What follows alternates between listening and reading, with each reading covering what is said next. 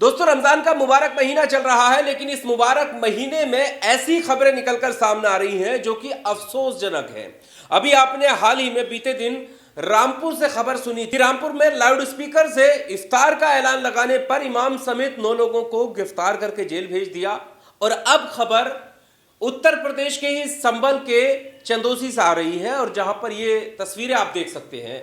आप इन तस्वीरों को देखकर अंदाजा लगा सकते हैं कि लाउड स्पीकर को जब्त कर लिया गया है और इमाम पर भी एफआईआर दर्ज कर ली गई है। वजह क्या है? वजह यह है कि लाउड स्पीकर से आजान लगाई गई है, और जो डेसिमल का जो गाइडलाइन है वो उन गाइडलाइनों का उल्लंघन बताया गया है। अब सवाल यह है कि रमजान के इस मुबारक महीने में कोई रोजा इफ्तार के लिए अगर ऐलान कर रहा है तो मुकदमा हो जा रहा है, जेल भेज दिया जा रहा है।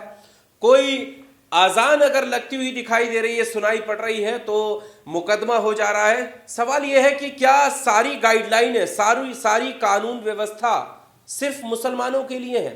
क्या उनके त्योहारों पर भी कोई किसी तरह की छूट नहीं है? और मैं कहता हूं नहीं होनी चाहिए, बिल्कुल छूट नहीं होनी चाहिए। कानून के सामने सब बराबर होने चाहिए। लेकिन अगर मुसलमानों पर कार्रवाई हो रही है तो फिर क्या बाकी लोगों पर भी इसी तरह से कार्रवाई होगी? क्या बाकी लोगों के लिए भी यही नियम, यही कायदे कानून तय किए जाएंगे? लेकिन ऐसा होता हुआ तो नहीं दिख रहा है। पूरा मामला क्या है अब वो आपके सामने हम बता देते हैं। तो खबर आपकी स्क्रीन पर। उत्तर प्रदेश के संभल में चंदौसी क्षेत्र में तेज आवाज में आजान हुई। पुलिस ने मस्जिद के इमाम के खिलाफ केस दर्ज किया है। इतना ही नहीं, पुलिस ने लाउडस्पीकर उतरवाकर अपने कब्जे में ले लिया है। पुलिस ने रविवार को बताया कि शनिवार को चंदौसी नगर के पंजाबियान मोहल्ले की एक मस्जिद में तेज आवाज में लाउडस्पीकर से अजान दिए जाने की शिकायत मिली थी। शिकायत पर यह कार्रवाई हुई है।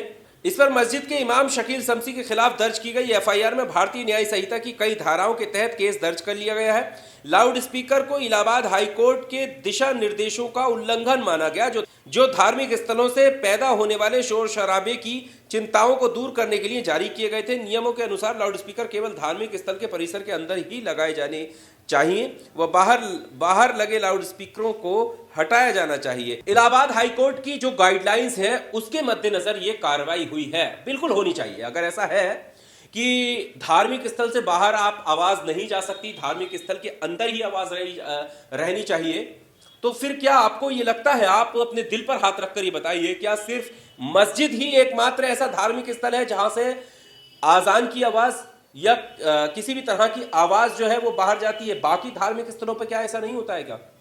जवाब आपके सामने है। और सवाल यह भी है कि फिर कितने अन्य धार्मिक स्थलों पर इस तरह की कार्रवाई होती हुई आपको नजर आई है पिछले 3-4 सालों की भी अगर हम बात कर लें तो?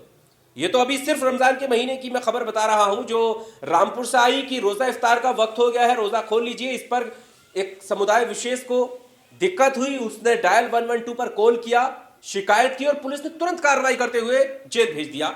वहीं यहां पर भी शिकायत हुई, लेकिन ऐसी शिकायतें कितनी होती हैं? आप धार्मिक आयोजनों पर देखें, सड़क को घेर करके धार्मिक आयोजन होते हैं हमारे इस देश में। उत्तर प्रदेश की ही बात करें, एक महीना धार्मिक आयोजन चलते हैं, लाउड स्पीकर की आप आवाज सुने तो सन रह जाए, इतनी तेज आवाज होती है, डीजे बजाए जाते हैं, लेकिन कोई किसी तरह की कार्रवाई वहां पर क्या जो इलाहाबाद हाईकोर्ट की गाइडलाइन है क्या वो नजर नहीं आती प्रशासन को?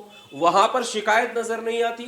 ये तमाम सवाल है। आखिर दोहरा रवैया, दोहरा मापदंड प्रशासन क्यों कर रहा है? ये एक गंभीर सवाल है। और ऐसे मौके पे आमतौर पर तो इस तरह की कार्रवाई देखी जा सकती है, लेकिन रमजान के मुबारक महीने में भी किसी तरह की कोई गुंजाइश प्रशासन नहीं रख रहा है। लेकिन सवाल वही है कि अगर प्रशासन गुंजाइश नहीं रख रहा है तो फिर प्रशासन सभी के लिए एक जैसा आए तो फिर दुख नहीं लगेगा कि हम पर जो है अत्याचार हो रहा है या प्रशासन जो है हमारे साथ दोहरा मापदंड कर रहा है। किसी एक विशेष समुदाय को ये नहीं लगेगा अगर प्रशासन सबके साथ ऐसा करेगा।